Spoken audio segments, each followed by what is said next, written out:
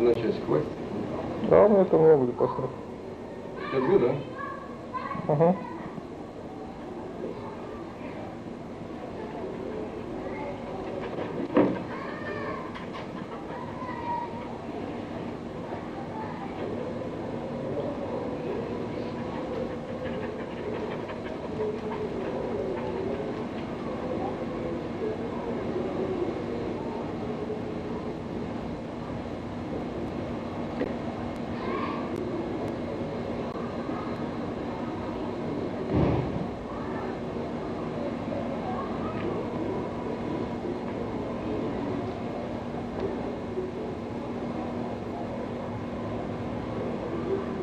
Опять он мне показывает, что батарейки сели.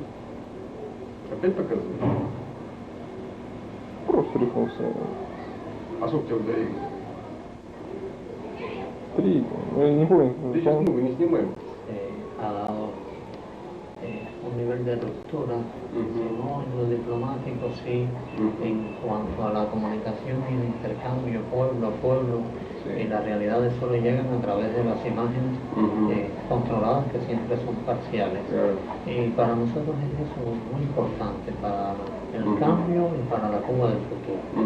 Por las razones históricas que sean, entre Rusia y Cuba hay nexos humanos, afectivos, históricos, culturales, y todo lo positivo hay que rescatarlo y hacerlo que dé fruto. Su permiso, yo quisiera grabar eso, es todo muy interesante, ¿no? Perdone que he empezado en materia rápidamente. Ustedes se imaginan algo. Quisiéramos aprovechar un poco de luz todavía. Para incluso nuestro... Si quieren lo repito. Sí. Este comentario es muy importante. Como hombre que trabaja por el cambio pacífico en Cuba, me interesa, y es interés de todo nuestro movimiento, el Movimiento Cristiano Liberación, llegar a la opinión pública rusa, mantener una comunicación lo más estrecha posible, intercambio con personas y con el pueblo ruso en general, sean cuales sean las razones históricas que nos llevaron a esta relación entre el pueblo cubano y el pueblo ruso. El caso es que se estableció un vínculo afectivo, hasta sanguíneo y humano, un intercambio cultural, tecnológico, un acompañamiento de vida entre dos pueblos que por encima de las circunstancias políticas y los poderes que determinaban esa relación, creo que lo positivo es ese vínculo humano, esa relación entre pueblos, y a partir de los cambios en Rusia, que sabemos que han sido inclusive dramáticos, pero que nosotros con los mejores deseos miramos hacia Rusia, deseando que superen todas sus crisis y que pasen este momento tan difícil, que creo que ya van encontrando su propio camino, y lo importante es eso, que encuentren su propio camino en la fraternidad y en la paz. Tarea muy difícil, pero que para nosotros es inspiradora. Y para un pueblo como el de Cuba, que salvando las diferencias, está todavía en medio de un régimen que ustedes han dejado atrás por voluntad popular, y que están tratando de modelar su propia transición. Repito, para nosotros eso es inspirador. Y una buena comunicación entre nuestros pueblos, por encima de todo prejuicio y por encima de todas las barreras que todavía se alzan, creo que es muy beneficioso para los dos pueblos, tanto el ruso como el cubano. Por otra parte, hay algo que tengo dentro de mí y que quiero decir. Muchas veces a los cubanos se nos señala que solo hablamos de nuestros problemas, es que estamos sumergidos en nuestra realidad. Y esto es un mensaje de felicitación, de ánimo y de reconocimiento al pueblo ruso y a sus instituciones porque creo y considero de que todo el que tenga una mirada objetiva y justa debe pensarlo, si no exactamente igual, por lo menos en esencia, igual que nosotros, es que aporte a la paz en el mundo, dando un signo de madurez, de generosidad tan difícil, de desarme, en medio de crisis tan turbulentas que está viviendo.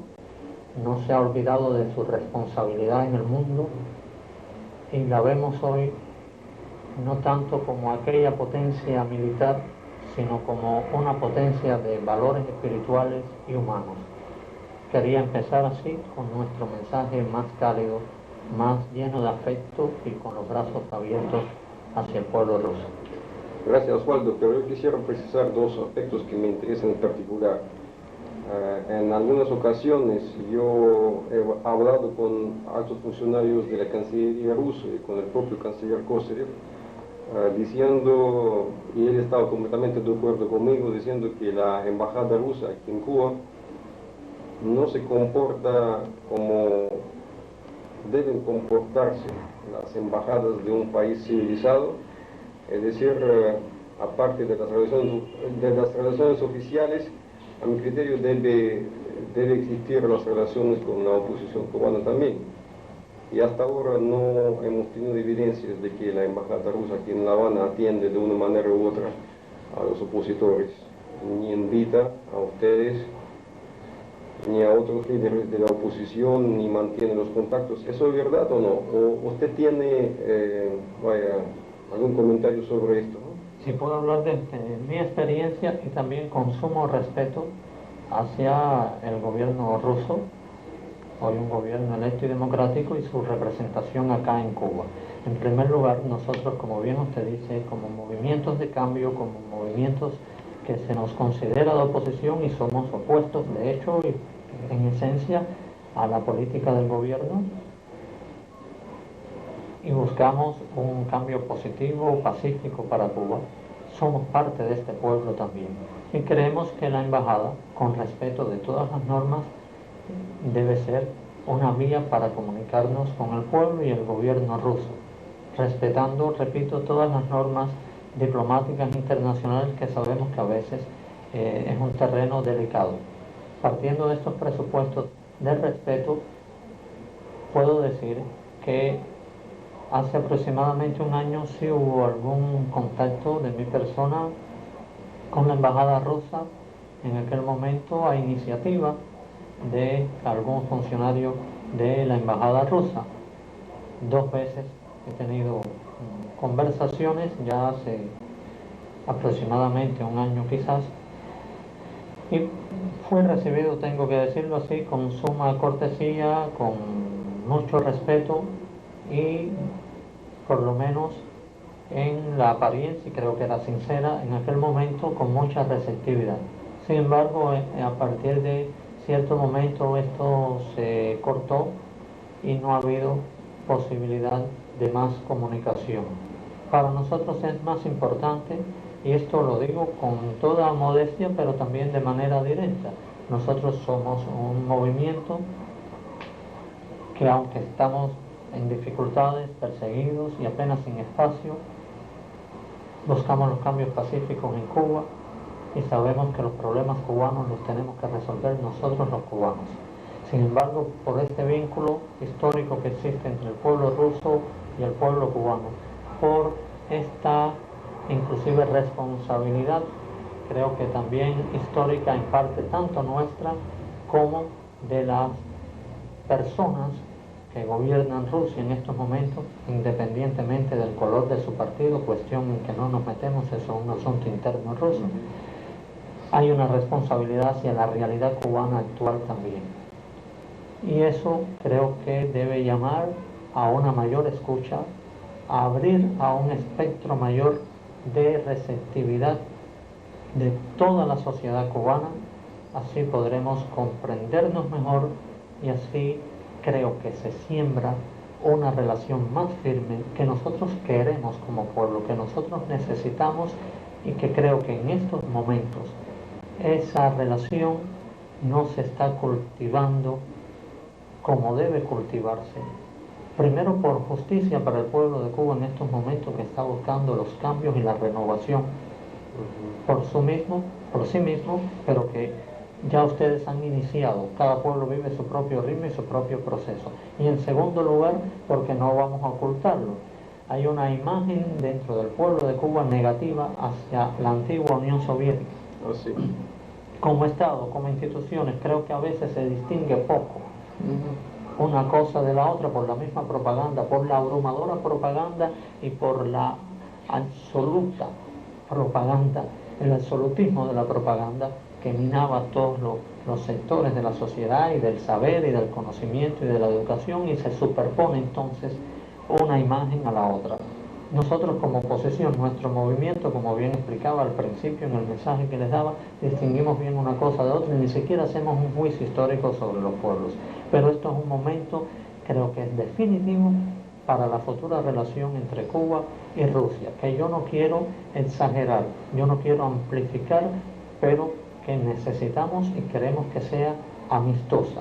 Y si va a ser amistosa, creo que el pueblo de Cuba mide y medirá mucho cuál es el nivel de presencia, el nivel de acompañamiento del pueblo y las instituciones rusas hacia el pueblo de Cuba en un momento tan difícil como este. Y, repito, respetando las normas y las funciones de las embajadas, nos gustaría tener una vía de acceso más directa, más rápida, eficaz, hacia las instituciones de gobierno ruso y hacia el pueblo ruso también mediante los medios de comunicación. Sí. Aquí en varios días que estamos aquí en La Habana hemos notado de que lo que está pasando en Rusia se refleja en la televisión cubana, en la prensa, de una manera muy parcial. Es decir, se destacan la guerra de los gángsters, la mafia en Rusia, la corrupción, los problemas económicos. Sin embargo, casi no se habla sobre las libertades civiles que existen en Rusia, por supuesto, sobre las libertades de expresión, etc. ¿Qué pudiera decir sobre esto? ¿Cómo ve ese manejo informativo por parte del gobierno cubano de ese tema relacionado con lo que está sucediendo en Rusia?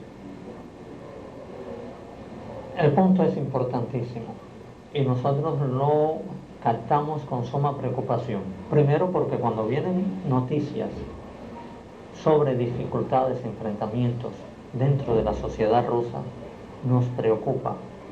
Nos preocupa primero porque se nos presenta muchas veces a través de los medios de comunicación en esa falsa disyuntiva de que sería preferible el estado anterior de las cosas sin libertades civiles y en un estancamiento donde el pueblo y el individuo realmente vivía sin derecho, y lo digo por analogía y porque sabemos la copia que se hizo del modelo soviético, transponiéndolo con sus diferencias, pero en esencia a la sociedad cubana, y que todavía estamos pagando y que queremos superar. No me gusta ni creo que es lícito dictarle a ningún pueblo una norma ni una línea a caminar para encontrar su propio destino, pero en realidad la imagen que se presenta es siempre de conflictos étnicos, de vandalismo, de desempleo, de caos, de enfrentamiento, e inclusive se dan cifras de supuestas o reales, no sé, encuestas donde la mayoría de los rusos se supone que quisieran el estado anterior de las cosas y que lo prefieran a este. Yo no tengo mayor información, pero creemos que no es ni siquiera ético dar a escoger a un pueblo como el de Cuba ante dos formas de injusticia, o ante la injusticia y el Estado sin derecho y el caos. Con esto que se quiere hacer y que se quiere presentar normalmente a través de estas imágenes, Si Cuba cambiara, si Cuba no permaneciera en el estado actual de las cosas, caería en el caos, caería en la catástrofe. Y creo que eso es un mito que pretende mantenernos en el estancamiento, mantenernos en un estado de injusticia. Nosotros creemos que la justicia existe, que Cuba inclusive no tiene el panorama tan complejo que tiene Rusia y que nosotros podemos encontrar nuestro propio camino. Cuba no tiene las complejidades que tiene la sociedad soviética, de una gran potencia que, como dije, está haciendo un gran aporte muy responsable, muy maduro y muy generoso a la paz mundial, y que nosotros agradecemos desde aquí y somos conscientes de eso. Pero además, si tiene grandes complejidades, creemos que tiene un gran pueblo también. Lo que nos parece que es infantil tratar de presentarle al pueblo de Cuba de que hubiera sido preferible no hacer los cambios ante las dificultades que se tienen. Creemos que el pueblo ruso está pagando su cambio y sería irrespetuoso que yo tratara de simplificar las dificultades que están viviendo el pueblo y que tratara de minimizar quizás hasta injusticias que persisten, o injusticias o formas nuevas de injusticia que temporalmente puedan presentarse ante un reajuste tan profundo como el que está haciendo la sociedad soviética, la sociedad rusa y todos los antiguos pueblos o los pueblos de la antigua Unión Soviética.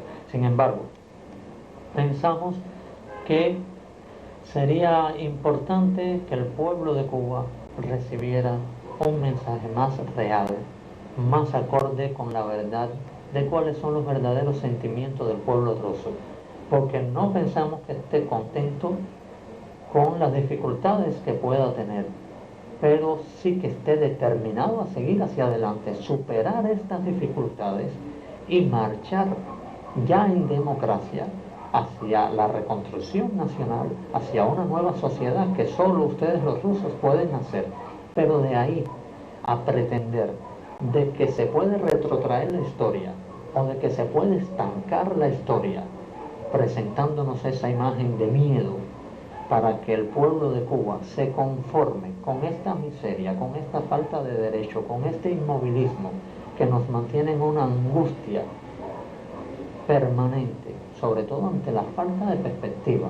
Esto que se hace con Rusia ahora y con ciertos países que han experimentado el cambio, se hace sistemáticamente también con otros países de América Latina, de África, con que se nos compara a veces con comparaciones que no tienen sentido, porque se hacen transposiciones de realidades que no tienen ninguna cosa en común o muy poco en común, como es comparar a Cuba con Haití. No es porque un pueblo sea superior a otro, pero nuestro nivel de desarrollo y nuestro punto de arrancada creo que lleva unos pasos por delante.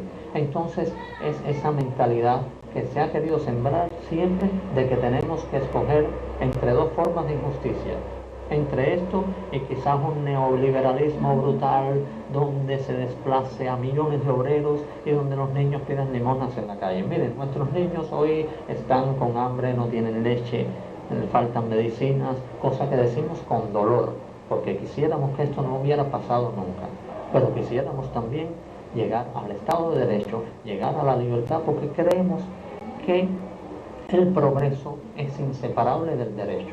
No aceptamos la disyuntiva entre desarrollo y justicia social, entre libertad y estabilidad. Esas son faltas disyuntivas y creo que el pueblo ruso tiene un gran desafío entre mostrar al mundo que es posible la justicia social dentro del Estado de Derecho, que es posible la estabilidad dentro del desarrollo.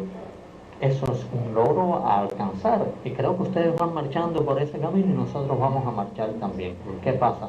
Nos mantenemos como un pueblo atado, como un pueblo atrapado, sin perspectiva de cambio ninguno, cuando ya hay un consenso general en toda la sociedad cubana por el cambio y por el cambio pacífico.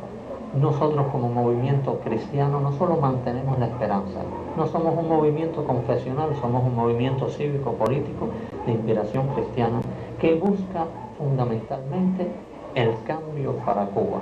El cambio a partir de la participación democrática del pueblo, a partir del protagonismo del propio pueblo, porque somos nosotros los cubanos y únicamente los cubanos los que tenemos que cambiar a Cuba, y preferimos que sea en un ambiente de diálogo nacional, que creemos que es donde único todo el mundo puede dar su opinión y puede dar su aporte positivo.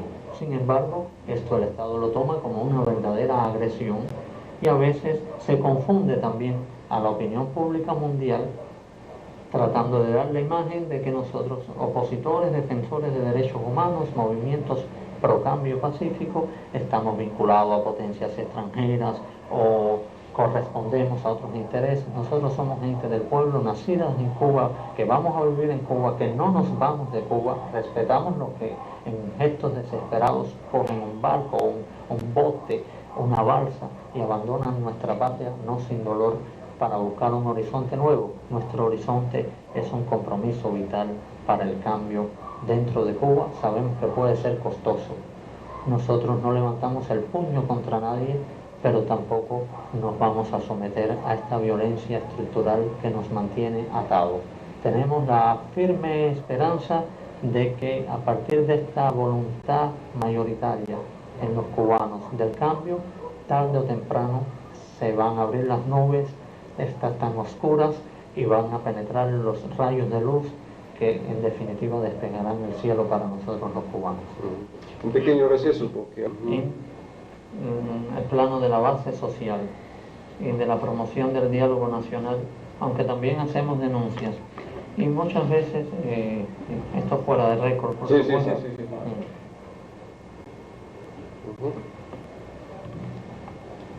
El Movimiento Cristiano de Liberación elaboró un proyecto de bases mínimas para un diálogo nacional llamado Foro Cubano, a partir de un foro nacional donde esté representado el gobierno, la oposición interna y externa de manera equitativa. Este foro cubano pudiera ser ampliado después, abriendo, y ese es su objetivo, una participación mayor a distintos sectores de la sociedad. ¿Qué buscábamos? Una metodología de bases mínimas, repito, un punto de partida para dar el primer paso. No tanto modelar una transición, es decir, no tanto hacer un modelo de transición como crear las bases para un primer paso que fuera digno para todos y que fuera aceptable para todos, pero que nos sacara de este estancamiento en que estamos. Esto necesita la buena voluntad de todos. Este proyecto fue presentado, enviado al gobierno, porque además está vinculado legalmente. Se supone que se haga dentro de la Constitución vigente, enlazado con las leyes actuales, y que las modificaciones legales necesarias para la sociedad vayan armonizando y realizándose paralelamente a partir de las recomendaciones de este diálogo nacional. Creemos que no es solo la forma más racional, sino la más justa, porque da participación y no presenta tanto un modelo de cambio, repito, como que llama a todas las partes y decir, vamos a ponernos de acuerdo en cómo vamos a cambiar. Y es lo más justo para el pueblo cubano, que necesita una voz, una participación. Esta propuesta realmente no recibió el apoyo del exilio.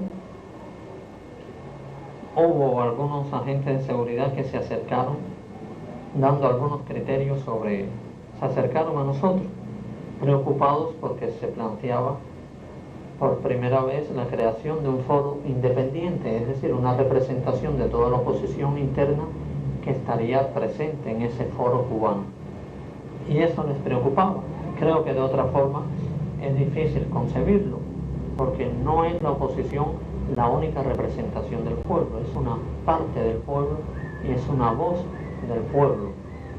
Y nuestra concepción como movimiento cristiano social es que cualquier proceso debe ir encaminado fundamentalmente no a una negociación para distribuir el poder, sino a instaurar, a implementar vías de participación del pueblo para realizar el cambio. Nosotros no concebimos el diálogo en una mesa llegando a acuerdos entre gobierno y oposición para que nos den un nivel de participación en este orden establecido. Creemos que lo más importante es crear los espacios de participación para el pueblo con un proceso que puede ser gradual, pero donde se debe mostrar por parte del gobierno la voluntad de este cambio. Y eso es lo que tiene trabada la sociedad cubana, trabada de una manera que en el orden de las soluciones puede parecer inmóvil, pero en el orden de la realidad, de la dinámica social, no es inmóvil. Nos vamos hundiendo como sociedad económicamente, nos vamos degradando porque la rueda de la historia no para. O se mueve en sentido positivo o se mueve en sentido negativo, y creemos que nosotros vamos profundizando en esta crisis con grandes laceraciones para el pueblo cubano que ya sufre demasiado. Por otra parte, había un elemento que no está incorporado artificialmente y ha sido nuestra posición, que es el papel de la política de los Estados Unidos hacia Cuba. Sabemos cuán polémico es este asunto, donde nuestro movimiento ha establecido, y no artificialmente, una posición bien definida, pero que como no se establece a partir de una toma de posición polar, es decir, a favor o en contra del embargo, es difícil para otras partes ser asumida y ser aceptada. Voy a explicarme rápidamente porque la lógica es sencilla. La esencia del problema cubano está dentro de Cuba. Y el problema cubano está fundamentalmente en la marginación, en el orden político y económico, y en este orden económico podemos hablar después, el político es más conocido, que vive el pueblo de Cuba. Sin embargo, hay un conjunto de factores externos, entre ellos la política de Estados Unidos hacia Cuba, que son parte histórica y real del problema. Eso no lo digo yo, lo dicen los que apoyan el embargo y buscan en el embargo el instrumento fundamental para el cambio en Cuba, y creo que estoy hablando con precisión, y lo dicen aquellos que justifican toda la realidad negativa cubana, fundamentalmente el gobierno, a partir de la existencia del embargo. Creo que eso nos lleva a una discusión sin salida del huevo y la gallina, porque a partir de ahí viene también un planteamiento o un mal planteamiento de soluciones. Los que dicen, primero deben realizarse todos los cambios democráticos en Cuba para que los Estados Unidos comiencen a variar su política hacia Cuba. Y los que dicen, primero debe levantarse el embargo y variar la política de Estados Unidos hacia Cuba para que dentro de Cuba se empiecen a hacer transformaciones. Aunque hay que señalar que el gobierno cubano ha dicho que aún con el levantamiento del embargo no hay perspectiva de cambios políticos, porque presuponen que este es el sistema que quiere el pueblo, lo único que nunca lo han sometido a un plebiscito. Nosotros no es que busquemos una tercera posición, sino que creemos que hay que llevar a un justo planteamiento del problema, y es este: no se puede atrapar al pueblo de Cuba entre realidades negativas, el aislamiento por una parte y la ausencia de derecho por otra parte. El pueblo de Cuba tiene derecho a la comunicación y el intercambio comercial con todos los pueblos y naciones del mundo, y tiene derecho al derecho, valga la redundancia. Y entonces, ¿qué lanzamos? Una propuesta que solo requiere de la buena voluntad de todas las partes, porque lo que tienen es decir, quien tiene derecho no son los proyectos, ni las posiciones, ni las políticas. Lo que tiene derecho son las personas y los pueblos. ¿Cuál es nuestro planteamiento?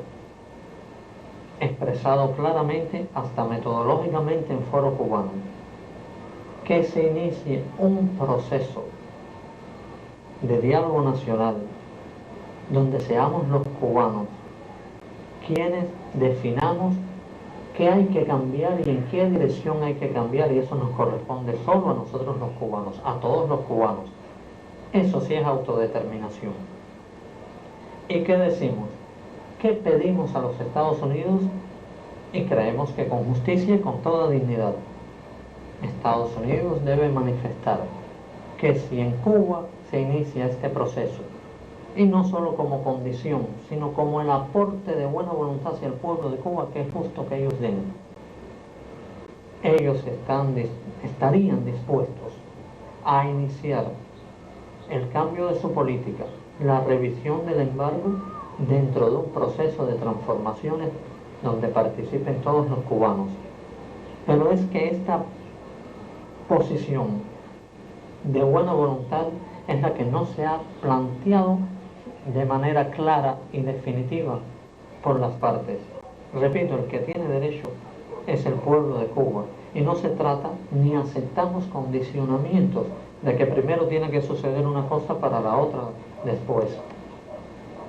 Pensamos que el pueblo de Cuba necesita que cada cual de su parte muestre su buena voluntad y clarifique si está dispuesto no a defender posiciones, sino a colaborar positivamente dentro del proceso de cambio. Y voy a ser mucho más claro. Moralmente, lo válido no está en definirse a favor o en contra del embargo, sino definirse a favor del derecho del pueblo de Cuba a realizar transformaciones democráticas en la fraternidad, dentro del diálogo nacional y por sí mismo. Y la política de Estados Unidos hacia Cuba indiscutiblemente es parte del problema, debe ser parte de la solución, no condición ni consecuencia. Creemos que debemos salir de los juegos de palabras y de los condicionamientos. No es para demostrar quién tiene la culpa, es para exigir que todas las partes, gobierno cubano, gobierno de los Estados Unidos, nuestro exilio, que es parte inseparable del pueblo cubano, la oposición, todo el mundo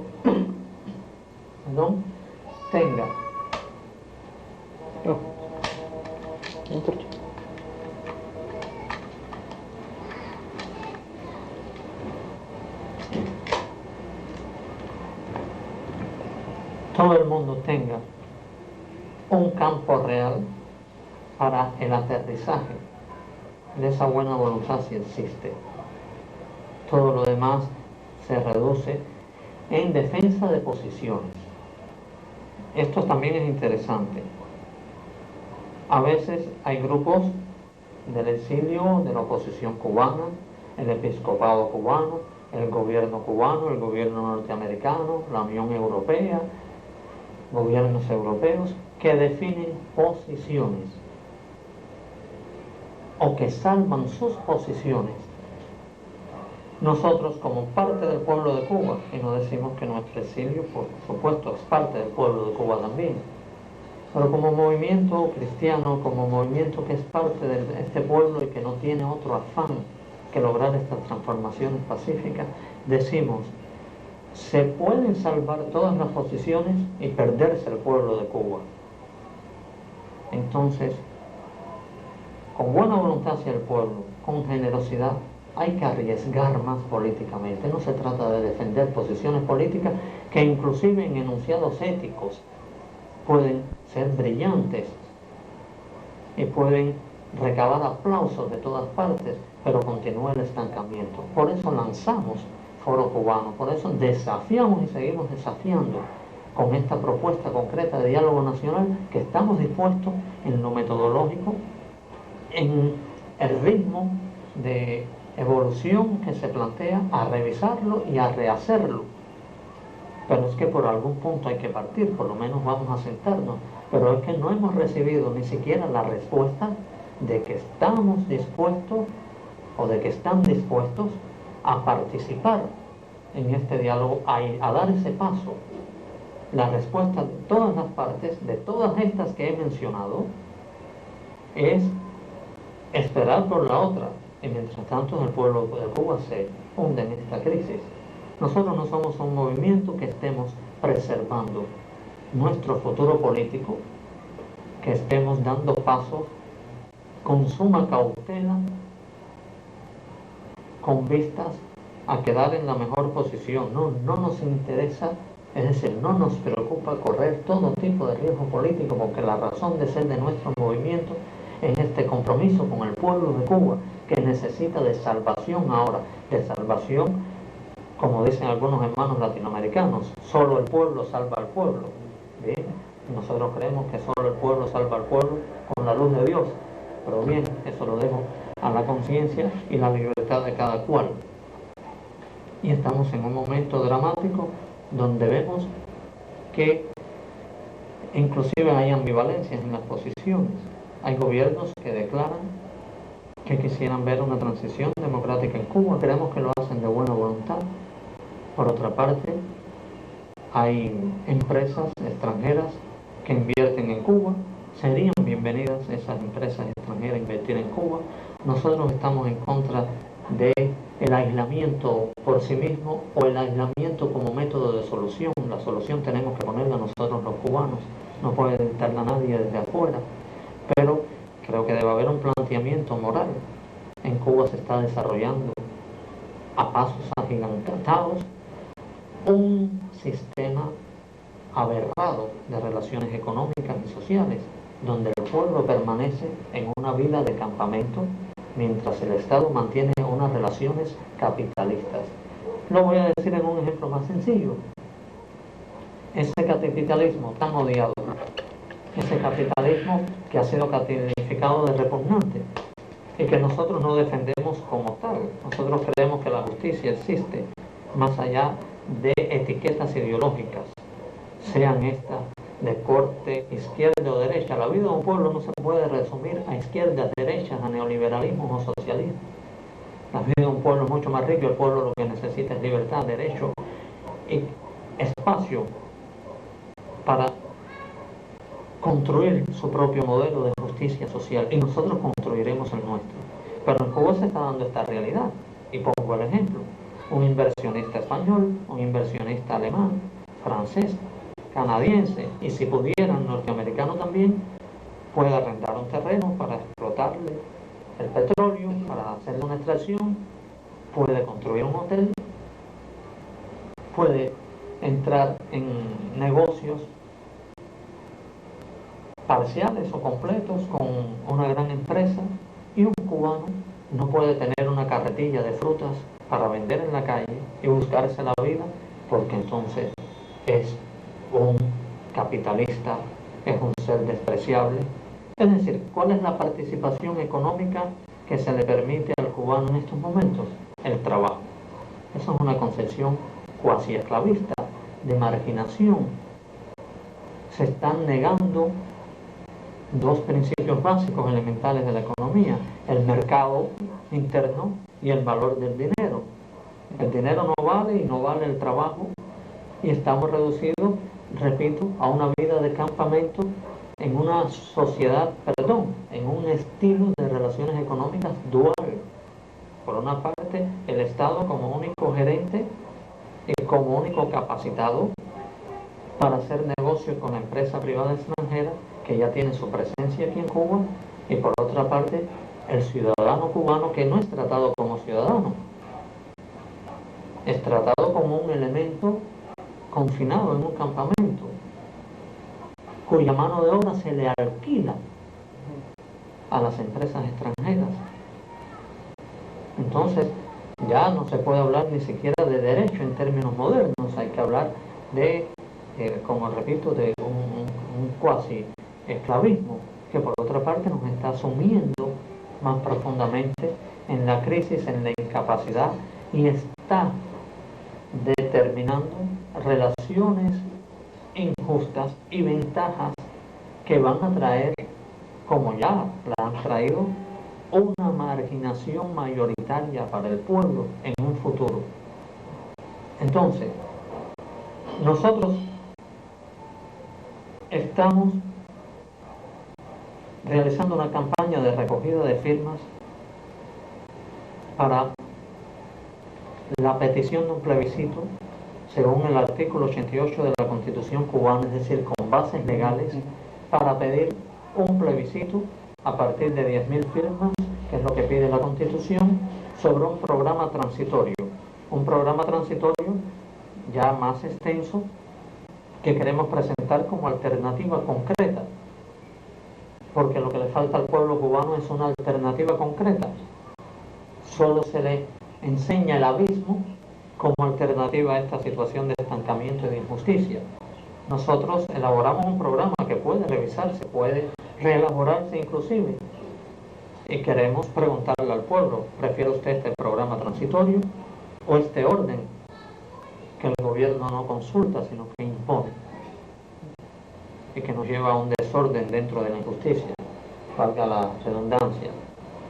Este programa también llama a un gobierno de consenso nacional y llama a la apertura económica, pero con la participación del trabajador, con la consulta del trabajador, no a partir de esta marginación que creo que calificarla de feudal sería generoso el término a emplear. Entonces vemos cómo confluyen un conjunto de trabas, de posiciones realmente despóticas, y esto no lo digo por herir a nadie, no es nuestro lenguaje, digo despótica por la forma en que se ignora la voluntad popular, el derecho del pueblo, y por la forma que se ignoran las necesidades más elementales que estamos viviendo. Y estamos llegando a esta relación tan aberrada que irrita al pueblo de sobremanera y que mantiene a la mayoría de los cubanos en una contemplación en categoría de no ciudadanos frente a unos seres extraños que son los extranjeros, y la traducción creo que es sinónima en muchos idiomas, que tienen todos los derechos en nuestro propio suelo, mientras nosotros miramos como el niño pobre por la vidriera. Sí. Eso es indigno. Es cierto, Osvaldo, que nos hemos dado cuenta de que la sociedad cubana está dividida. Por una parte, hay una división entre los cubanos, entre los nativos y los extranjeros que llegan y gozan de todos los privilegios posibles aquí en la isla, pero por otra parte, para mí esto fue algo nuevo, una experiencia nueva, ver la división dentro de la propia sociedad cubana entre la gente que pueden recibir dólares de Miami y pueden entrar en el libre mercado, y la gente que están pasando hambre sin tener esta fuente de ingreso. Pero es una situación extremadamente peligrosa para la sociedad cubana, porque está embarazada con una explosión enorme, una explosión social. ¿Tú crees que el gobierno no se da cuenta de todos estos peligros que pueden tener, incluso para el propio gobierno, el mantenimiento de la conservación de este status quo? Aquí entramos en un punto que nos lleva a la frontera de lo lógico y lo irracional. Nosotros pensamos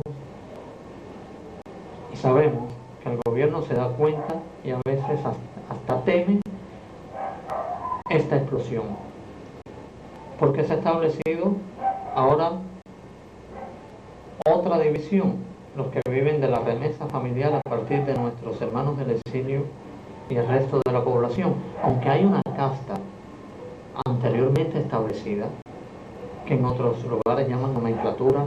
Aquí en un sentido más popular y más cubano se le llama pincho, mayimbe, jerarca, que sabemos que tienen todos los privilegios del poder y todos los privilegios económicos.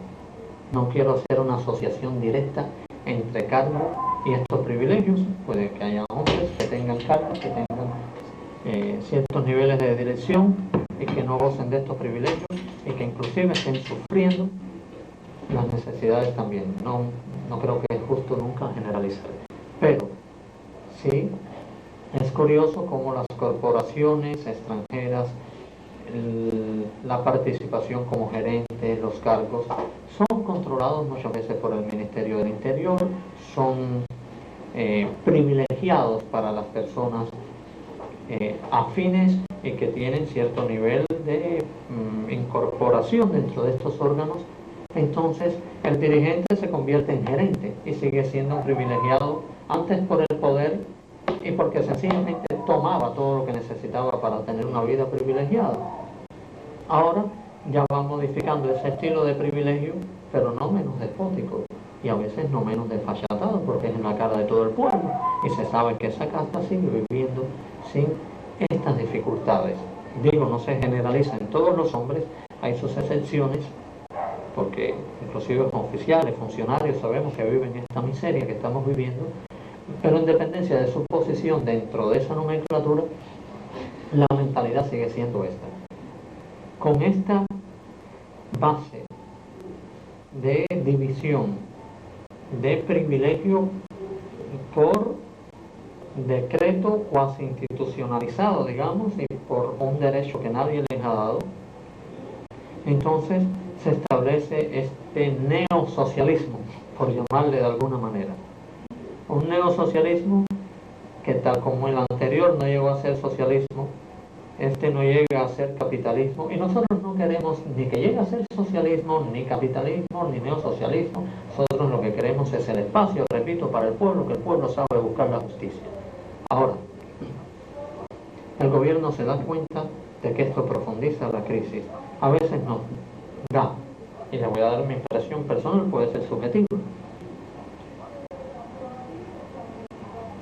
La impresión de que están trabajando para ganar un día más, para permanecer un día más en el poder, o esperando no se sabe por qué cambios en el mundo, o no se sabe por qué aportes o por qué modificaciones en las relaciones económicas de Cuba, por qué auxilios, porque el despegue en este orden de cosas, en este orden económico tan aberrado, no tiene ninguna posibilidad. El despegue económico es a lo que me estoy refiriendo. El pueblo cubano ha perdido su capacidad, o por lo menos no potencia su capacidad de trabajo en estos momentos. No tiene ningún incentivo, ninguna iniciativa, y nos mantenemos a un estatus de campamento. Pero, repito, la impresión que da es que se trata de mantener con mucha represión, con una mentalidad en la que se sienten agredidos no ya por la actividad política independiente, sino por cualquier actividad económica independiente. Es decir, la tendencia es al cierre de la sociedad, aún en el orden económico. Y nosotros nos quedamos realmente pasmados, sorprendidos cuando en el mundo se habla de cambios. Y se habla de cambios económicos. Por la dolarización se habla de apertura a la empresa extranjera. Esa apertura no es a la sociedad cubana, es al Estado cubano, es a algo casi indefinible, porque se pierde en las apariencias, pero que tiene beneficiarios directos, que es esa casta. Es como si yo he tenido entrevistas con funcionarios extranjeros de gobiernos, de parlamentos o de partidos, periodistas, donde he tenido comunicación con ellos que pueden haber estado bajo control, pero donde no me han molestado ni me han obstruido este tipo de relación. Eso ha ocurrido y creo que debe seguir ocurriendo, porque tenemos el derecho a intercambiar, y no puedo decir que sea un espacio que se haya abierto absolutamente, pero se ha dado en la realidad, y así lo confirmo. Yo me he entrevistado con funcionarios extranjeros sin molestia de ningún tipo, en sedes diplomáticas y en otros lugares, con comunicación telefónica, es decir, creo que en algunos casos con conocimiento, dado el control que hay del gobierno, y no he sido molestado. Osvaldo, ¿cuál sería el papel de Iglesia o qué papel está jugando la iglesia ahora y qué papel pudiera jugar en el futuro, en esa situación tan difícil, tan compleja. El mensaje que hizo la iglesia a la nación, al gobierno, ¿no? Fue un mensaje de importancia para toda la nación. Creemos que la iglesia cubana, de todas las denominaciones, no solo la católica, ha estado presente, a veces en medio de dificultades, en medio de la discriminación, en todo este proceso, con momentos de mayor persecución y marginación a través de estas últimas 3 décadas y media dentro de Cuba, presente fundamentalmente en el pueblo de Dios, repito, aún en momentos de mayor dificultad. Recientemente, el año pasado, los obispos hicieron esta declaración, el amor todo lo espera, que creo que por primera vez de una forma tan completa se hablaba de la realidad cubana y se llamaba al diálogo, y eso tuvo gran aceptación. Creemos que no tanto por el contenido muy bien elaborado y con mucha justicia y mucha sabiduría, pero que en justicia hay que decir que en general son planteamientos que han venido haciendo muchos cubanos, por los cuales han pagado cárcel, grupos de derechos humanos, pero que el pueblo se sintió sumamente satisfecho y reflejado cuando lo hacen los pastores, que de esta manera respondieron a un clamor popular y respondieron a el espíritu que creo que prima en el pueblo cubano, que es el de la reconciliación y el del cambio pacífico. Sintetizó de alguna manera este deseo, este clamor. Y cuando se habla del papel de la iglesia, no hablemos solo del papel de los obispos, hay que hablar del papel del pueblo de Dios en general. La iglesia, no como otro grupo opositor, creo que eso es un error. La iglesia es parte del pueblo, pero es también expresión de todo el pueblo. No la única expresión. Y encasillarla dentro de izquierda, de un modelo o de otro. No. El problema cubano es mucho más primario. Es un problema vital para nosotros los cubanos. La alimentación de nuestros hijos, la salud de los cubanos, la salud mental, ver cómo se va deteriorando nuestra cultura después de haber pasado un proceso de descristianización de la sociedad y de la cultura que ha sido lo peor que ha vivido nuestro pueblo, esa descristianización forzosa que tanto ha lacerado nuestros valores morales y nuestra cultura en general y que nos ha dispersado como pueblo. Pensamos que hay que pasar del lamento, de cierta tendencia individualista que respetamos también, porque todo hombre tiene derecho a salvarse a sí mismo, pero si no tomamos una postura más solidaria, una conciencia de que somos nación, de que somos pueblo y de que este problema o lo resolvemos para todos o no se resuelve para nadie. De esa manera creo que llegaremos a dar una expresión serena, pacífica, cívica, pero firme, y que el gobierno tendrá que interpretarla como una determinación del pueblo a no permanecer en este estado de cosas. No estoy hablando de una declaración de guerra, estoy hablando de una integración de voluntades, de actitudes que todavía no hemos logrado, porque hay que reconocerlo y sería demagogia decir otra cosa. Todavía dentro del pueblo de Cuba no hay una postura solidaria en términos generales.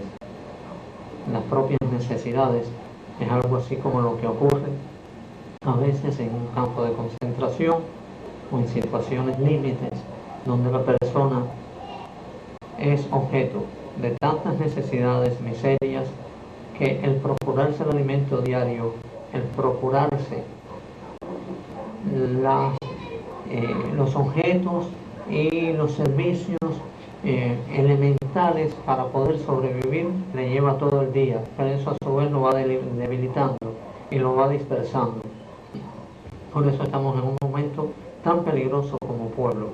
Y ahora estoy hablando fundamentalmente para el pueblo cubano y estoy hablando de nosotros. Por eso anteriormente decía que no se trata de que cada grupo del exilio recabe la solidaridad para sí mismo, y a veces nos da esa impresión, y esto tengo que decirlo desde mi punto de vista con toda justicia. Son precisos al expresarse y al describir la realidad cubana. Son precisos y justos al expresar qué quisieran para la realidad cubana. Pero también existe una dispersión donde cada grupo a veces parece pensar que la solución depende de sí mismo, que la solución es con este grupo o con este sector o con este bloque. Llaman la atención y muchos gobiernos, movimientos, partidos dirigen la solidaridad hacia ellos. Y esto que estoy diciendo sé que es duro, que es crudo, pero esa solidaridad se disipa porque por muy buena voluntad que haya, no se integra dentro del proceso que está viviendo el pueblo cubano, no se integra dentro de la realidad en Cuba, no se pone en función de el pueblo que está dentro, aunque esa sea la intención. Esto quizás sea la razón esté en un exilio tan largo que ha tenido que sobrevivir en muchas dificultades, a veces en marginaciones, con mucha pobreza, y que ha sido voz del pueblo cubano, indiscutible, y que nosotros creemos que no hay solución sin ese exilio, pero la solución no está en el exilio, ni a partir del exilio, ni a través del exilio. El exilio tiene que integrarse a la solución que salga de dentro de Cuba, y todos sus esfuerzos deben ir dirigidos hacia esta lucha, hacia este proceso, y ser colaboradores. Y repito, a veces nos da la impresión de que se disipa la solidaridad, la ayuda internacional en la labor que realizan estos grupos, que tiene mucho sentido allá, pero que es algo así como de autoconsumo. El problema cubano es de buscar cambios radicales dentro de estas sociedades radicales, me refiero porque vayan a la raíz pacífico. El problema cubano no se puede tratar como una campaña política. La campaña política se hace cuando hayan elecciones, y para que haya elecciones primero necesitamos que haya democracia. Vamos a empezar por el principio. Antes de decir de qué color vamos a pintar la casa o una u otra pared, vamos a levantar las paredes y tirar el techo.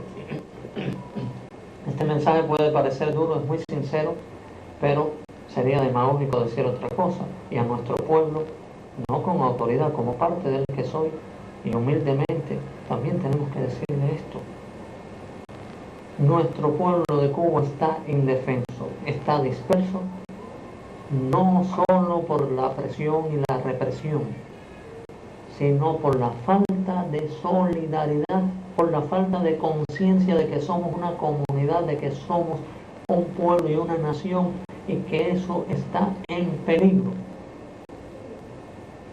Entonces la simulación, los mecanismos de defensa, la tendencia al individualismo, la perspectiva de que es el escape y la salida del país la única solución, nos va debilitando también y nos mantiene en una perspectiva de espera de que ocurra un hecho sensacional, de que ocurra un hecho fortuito, donde algunos están haciendo las maletas hace años porque en 3 meses se produce el cambio. Esto no lo digo con todo respeto, es constante. Y en esto yo no me puedo guiar por el orden de el deseo ni la especulación, tampoco por el orden del prejuicio. tanto Laje como Robaina, como cualquier otro elemento dentro del gobierno, si realmente tienen una postura de moderación, de tendencia al cambio, una disposición a servir al pueblo como factores que faciliten el cambio, está por demostrar y está por expresar. Yo no he oído una sola expresión que pueda confirmar esto. Yo he escuchado al Laje, o he escuchado las declaraciones del Laje desde Madrid, no quiero decirlas literalmente, ustedes lo habrán escuchado, de que este es el modelo socialista y de que en Cuba no van a haber cambios políticos. Así se ha expresado Robaina en otros momentos. Es decir, ¿cuál es el elemento objetivo que se tiene en el mundo para decir que hay grupos con otras tendencias, que hay personalidades con otras tendencias? Si las hay, yo no creo que tengan libertad como para expresar. Además, la tendencia del gobierno del cual ellos forman parte en estos momentos es en sentido contrario. Si miramos el tratamiento que se da a la oposición y las propias declaraciones que ellos hacen, entonces ojalá y bienvenido si tienen esa posición. Su papel, si es así, debe ser en el cambio. Y cuando digo debe ser en el cambio, nosotros no estamos proponiendo ni una traición, ni lo estamos induciendo, ni creemos que vayan a responder a esta inducción. Pero cada hombre que responda a su conciencia, si quiere servir al pueblo, el pueblo lo que quiere y necesita es el cambio. Que hay posiciones más difíciles, que este cambio tiene que ser gradual, todo eso lo comprendemos. Pero hay algo que nos parece que lo clarifica todo. Lo que se necesita en primer lugar es abrir el espacio al pueblo. Entonces, si yo me guío por las declaraciones donde se dice que no van a haber cambios políticos, me parece que se están expresando en el mismo tono despótico en que se expresa el gobierno y que son coherentes con él en eso. Porque yo tengo que pensar, muchas veces diplomáticos, periodistas me preguntan esto y no es devolver la pregunta con la pregunta, es decir, bueno, por favor díganme cuáles son las bases que tienen para decir que dentro de Cuba hay elementos moderados dentro del gobierno. Yo no quiero sembrar intrigas, ni me interesan, ni tengo información sobre eso. Pero no nos interesan ni conversaciones de pasillo, ni lo que pueda decir cada cual en un ambiente muy cerrado. No digo que estas personas que he mencionado sea el caso, ni me interesaría.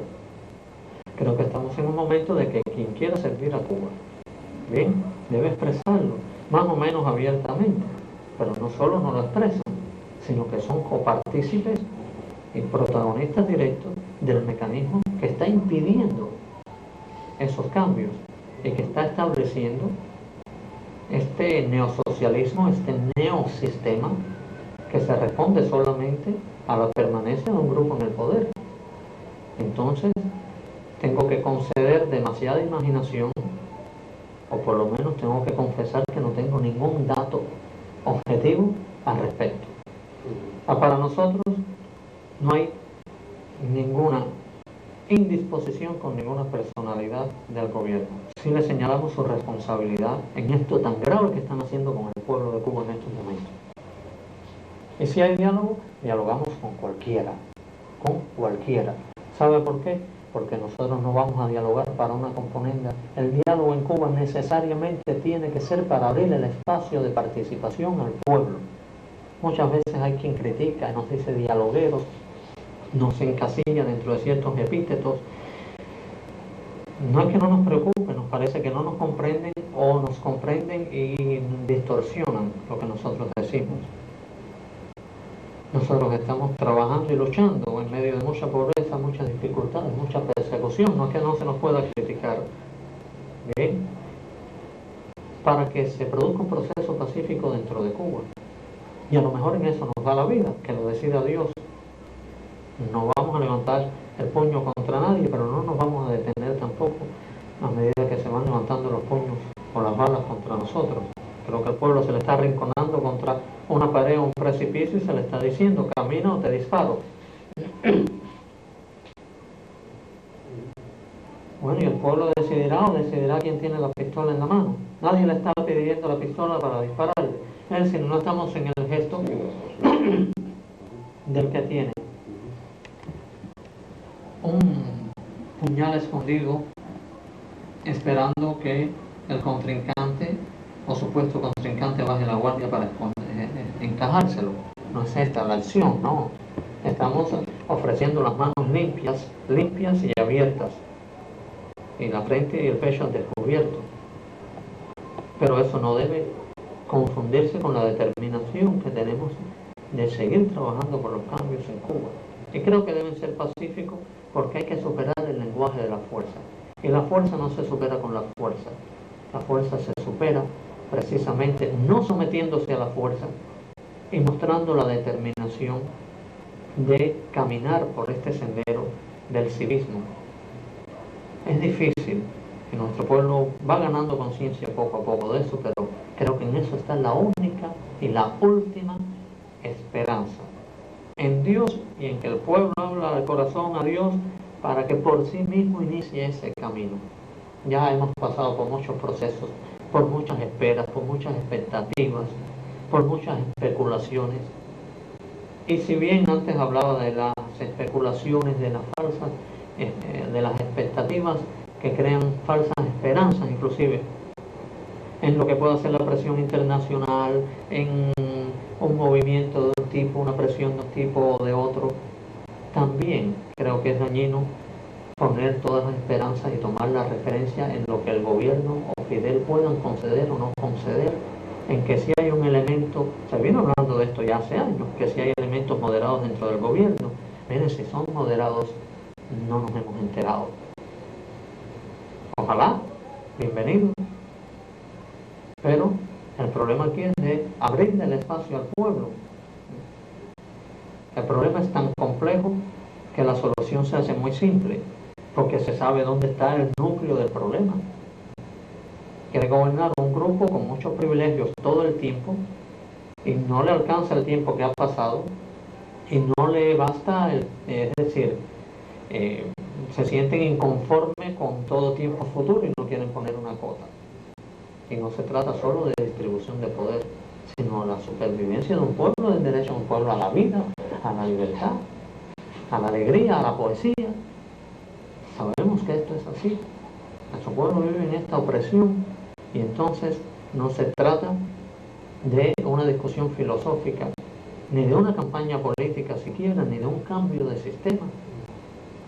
Entonces los hombres del poder tienen una gran responsabilidad para con el pueblo, como tienen una gran responsabilidad en el devenir histórico, en el proceso que nos ha traído a esta situación de miseria y de caos.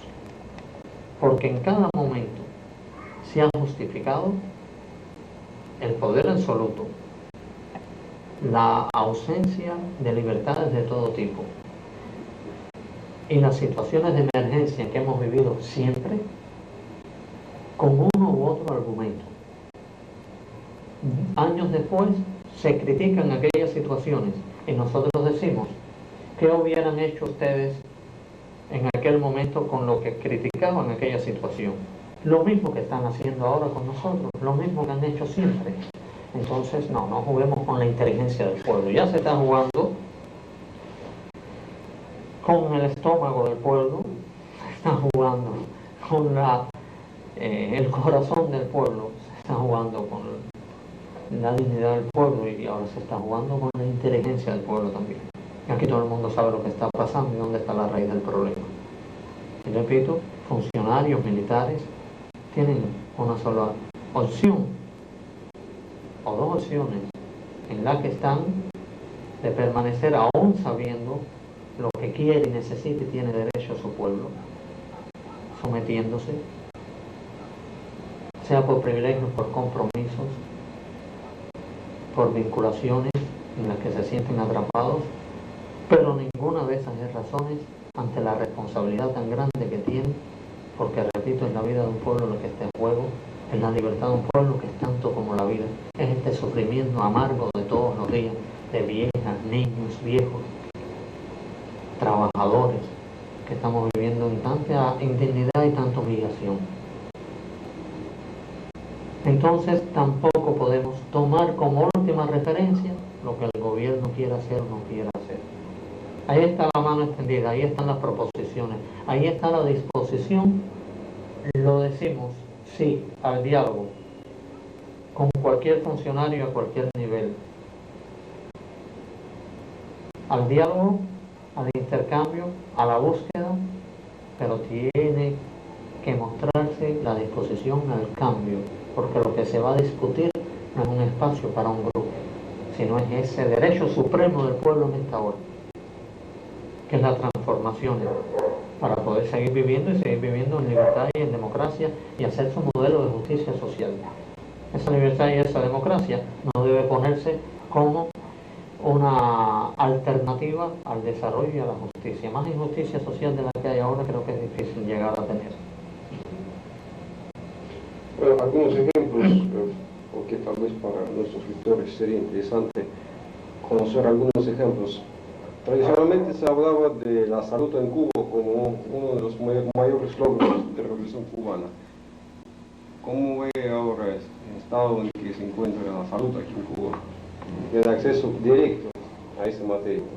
Sí, bueno, en primer lugar, y por justicia, a veces se habla del mito de la salud en Cuba, y por justicia hay que hablar de la realidad de la salud en Cuba.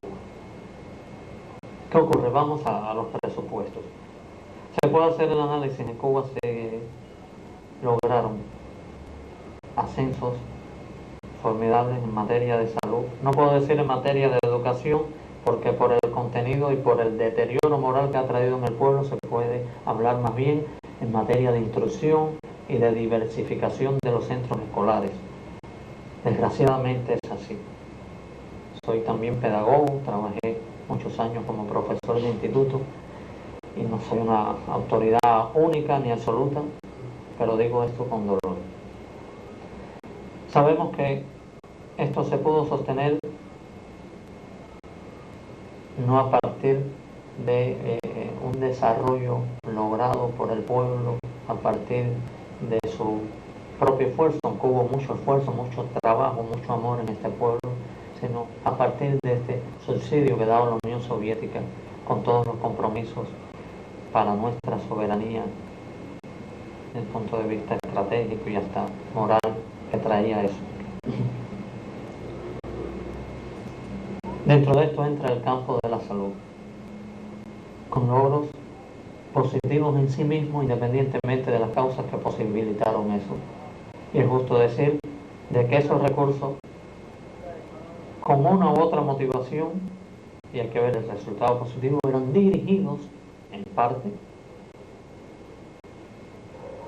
a garantizar un nivel de asistencia médica formidable, y hay que decirlo así, no solo comparativamente, porque ningún niño que llegaba a un hospital en Cuba necesitaba, según los recursos que hubiera y el nivel técnico que hubiera, una operación del corazón. Lo único que debía tener es la necesidad de hacérsela, y se la hacía, y creemos que eso es algo positivo.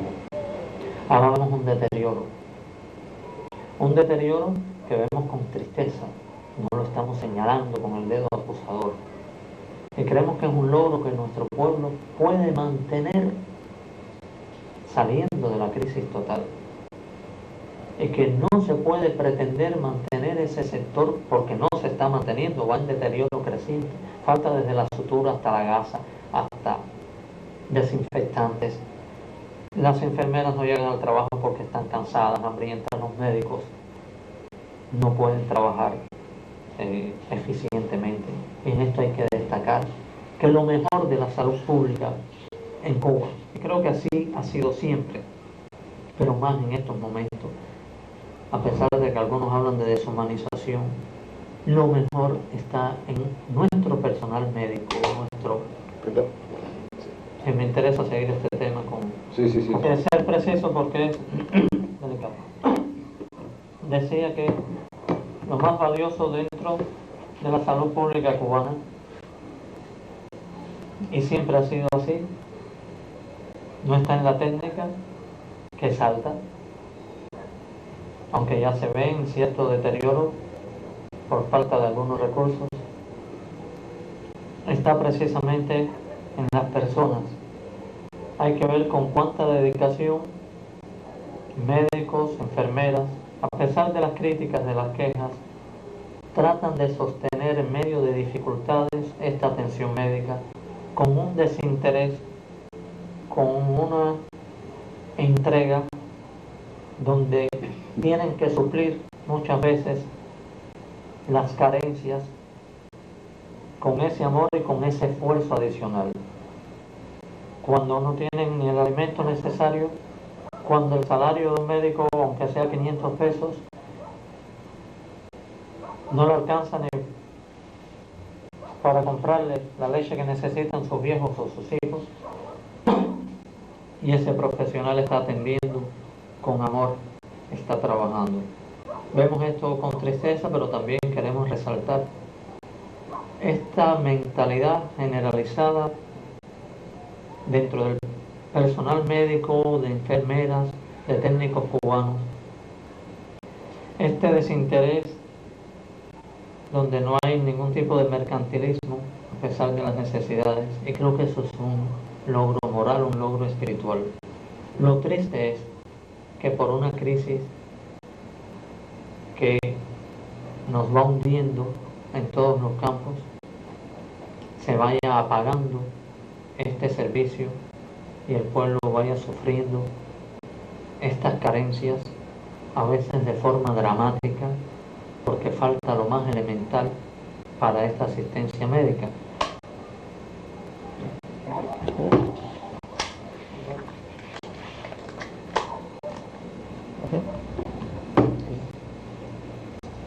Por otra parte, recibimos ayuda humanitaria del extranjero, cosa que agradecemos por la buena voluntad que se muestra. Sin embargo, pensamos que el pueblo de Cuba tiene suficiente capacidad y laboriosidad si se encuentra en un ambiente de libertad para hacerse valer por sí mismo. No es que no necesitemos ayuda en un futuro, créditos, financiamientos, pero creo que en muy poco tiempo seríamos capaces de levantar nuestra nación, de mantener esa salud pública gratis. Nosotros decimos que el programa transitorio que propone el Movimiento Cristiano Liberación, bien, comparativamente con lo que está haciendo el gobierno ahora, es más popular porque cuenta más con el obrero, tiene mucho más en cuenta la participación del ciudadano en una distribución más equitativa. No va hacia una privatización que no cuente para nada con el sector obrero, no alquila la fuerza de trabajo, sino convierte al obrero en gerente, en propietario, donde con un pragmatismo en función del progreso y de la justicia social, bajo una postura y una conciencia, un espíritu de libertad y solidaridad, podemos desarrollar nuestro propio modelo, donde esta salud se mantenga, se mejore y se perfeccione. Pero ¿dónde está lo esencial? Que esta salud pública gratuita con los mejores servicios que en un momento en Cuba se dio y se trabajó para eso, y es un logro, independientemente de las causas, es un derecho, no una concesión del gobierno. Y lo peor ha estado en que a partir de estos logros, de estos servicios que no son más que una obligación del Estado, y si el Estado los da, se le aplaude porque hay estados que tienen la misma obligación y no lo hacen. Vamos a hablar con justicia. Pero lo que no puede pretender el Estado o el grupo de poder es que por dar un servicio que no es más que su obligación, el pueblo tenga que responder con una sumisión incondicional a toda su voluntad, a todos sus designios, y sacrificar su libertad individual. Esa es la falsa disyuntiva de los que hablan unos y otros a veces a derecha y a izquierda, que dicen que prefieren libertad sin pan o un pan sin libertad. Miren, ahora no tenemos ni pan ni libertad. Por no tener libertad durante tanto tiempo, ahora no somos capaces ni de producir el pan. Pues miren, vamos a recuperar la libertad si es que alguna vez la tuvimos completamente. Vamos a hacer nuestra propia libertad en la democracia, el pluralismo, la fraternidad. Y repito, bajo este signo de la solidaridad y no de la competencia. Porque la libre empresa, el desarrollo de las potencialidades individuales, de las iniciativas, de la creatividad, de la libertad económica del individuo, de una competitividad dentro de un plano que no llega al enfrentamiento ni al egoísmo, no están reñidas con la solidaridad. Y nosotros que tenemos este pensamiento social cristiano y también muy cubano, y que hemos visto, como han visto también el pueblo ruso y otros rusos y otros pueblos, y han ido y venido ya por varias experiencias históricas, creemos que no nos dejamos de nombrar por ideologías, por modelos que pueden presentarse como una perfección. Si se piensa primero en el hombre, en el ser humano, en el pueblo, en la justicia, en el derecho, antes que en ideologías, que en modelos, entonces todo esto se pondrá en función y habrá una dinámica de búsqueda. Y nosotros creemos que como cubanos podemos lograr esto. Nos tienen sumidos en una mentalidad tremendista y fatalista. Repito, nos tienen como atrapados en esa mentalidad fatalista de que después de esto el caos, o después de esto la tragedia que estamos viviendo ahora. Y no quiere decir que cualquier solución sea mejor, no, sino la solución, la única solución, la que tiene que dar el pueblo. Pero descubrimos que tenemos que abrirnos el espacio por nosotros mismos. Y en esa está la fuerza, la esperanza y el mensaje del movimiento cristiano liberación, que no es una exhortación a la guerra ni al enfrentamiento, pero sí a la solidaridad, a la lucha pacífica, a la expresión firme, determinada, de reconciliación, de paz, pero también de libertad y de derecho, que tantas veces le hemos dicho en este mensaje, inclusive a los que nos reprimen: tú eres mi hermano, yo no te odio, pero no te tengo miedo, no me pidas que me someta a ti por miedo, vamos como hermanos a buscar la solución juntos. Creo que ya va habiendo una respuesta a esto, y que será mayoritaria, y esa es la mayor esperanza del pueblo cubano. Mientras más nos sumemos en este espíritu, en esta determinación de reconciliación, de liberación de los odios, liberación de los miedos, liberación de todo lo que nos degrada, de todo lo que nos dispersa, nos iremos integrando, nos iremos encontrando en esta marcha que ojalá no termine en un derramamiento de sangre. No nos da igual, pero que es absurdo y además sería también un mal cálculo por parte de quien pensara que una vez iniciada se va a detener de ninguna forma. Al pueblo cubano no lo saca a la calle ninguna arenga, ni de la oposición ni del exilio, ninguna maniobra, ninguna manipulación. El pueblo saldrá si es necesario salir. Trabajamos para que los cambios se den paulatinamente y que salgamos a abrazarnos, a conversar, a discutir abiertamente en las calles, no a confrontarnos. Pero como mismo nadie lo saca a la calle, el día que salga creo que nadie lo va a detener. De eso estoy convencido. Y las condiciones se van dando, no digo para esta explosión, sino para que pierda sentido cada vez más las posiciones intransigentes, inmovilistas. Ya no tienen ninguna cabida en la conciencia del pueblo, ya no tiene ninguna confianza el discurso oficial para el pueblo.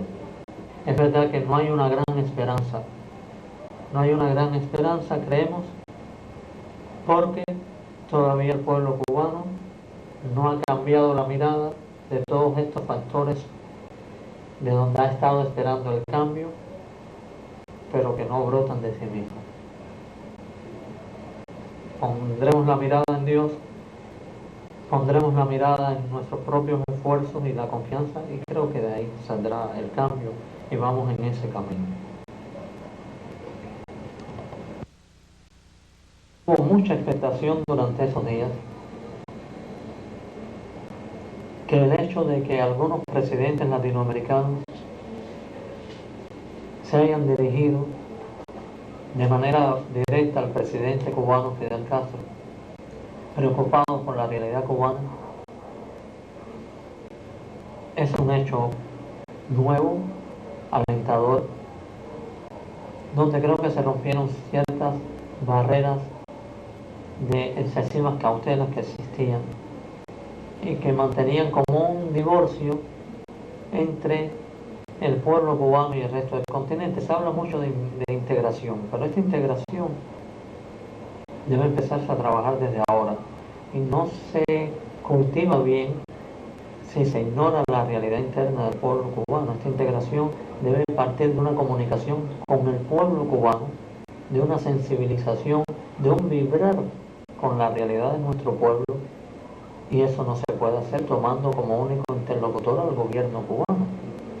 Entonces Cartagena, creo que para observadores más atentos dentro de Cuba, fueron una luz de esperanza. Para nosotros es algo muy importante y creemos que cambia el panorama del continente respecto a Cuba. No digo totalmente ni radicalmente, pero es un buen primer paso.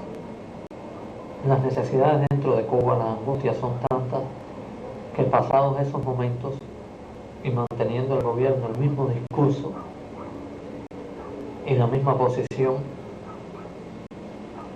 rápidamente a nivel popular se desboronan las expectativas, y si no hay un acompañamiento y una política consecuente y coherente de las naciones y gobiernos latinoamericanos para con Cuba,